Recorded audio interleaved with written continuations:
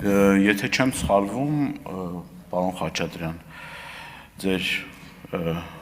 ոլորտի ղեկավարը, պարոն Թորոսյանը, հիմնական պատճառներից մեկը նշում էր կանանց խնդիր, այսինքն կանայք են հիմնական պատճառը, որ մենք ծնելիության խնդիրներ ունենք, միգուցե սխալվում եմ, բայց ես ուզում եմ մի քանի ուրեմն խնդիրների վրա ուշադրություն դարձնենք մենք, ինչն է պատճառը, մի քանի անգամ, ճիշտ է սոցիալ նախարարության հետ կապ չունի, մի քանի անգամ առաջարկություն ենք ներկայացրել առողջապահության նախարարությանը, ասելով, որ պետք է այն ընտանիքները, որոնք խնդիր ունեն երեխա ունենալու, պետությունը պետք է հոգա այդ ծախսերը։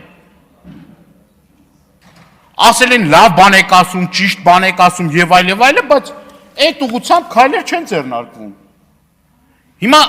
ինչքան ընտանիքներ կան, որ ուզում են երեխա ունենան, չեն կարում։ Ոչ ֆինանսը չի ներում։ Արհեստական բեղմնավորման մասին է։ Պետությունը պետք է սա ձրի սարքի, ձրի։ Երեխաների վրա, ծնելիության վրա, մենք առհասարակ պետք է փող չխնայենք։ Փող չպետք է խնայենք դրա վրա։ Եթե հիմա նայում ենք մեր երկրի եւ հարևան Վրաստանի օրինակ, շատ եմ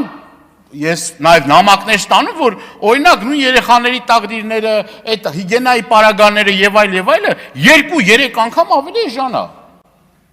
Ավելի էժան է։ Հիմա մենք պետք է ամեն ինչ անենք, որ այս թանկացումների պարագայում մարդը կարողանա շահագրգռված լինի, որ կարողանա վերջը այդ կարիքները հոգա։ Մենք այդ առումով ես չգիտեմ, էլի պետք է նայ որ օրենսդրական փոփոխություններ անենք, որ կարողանանք գոնե թե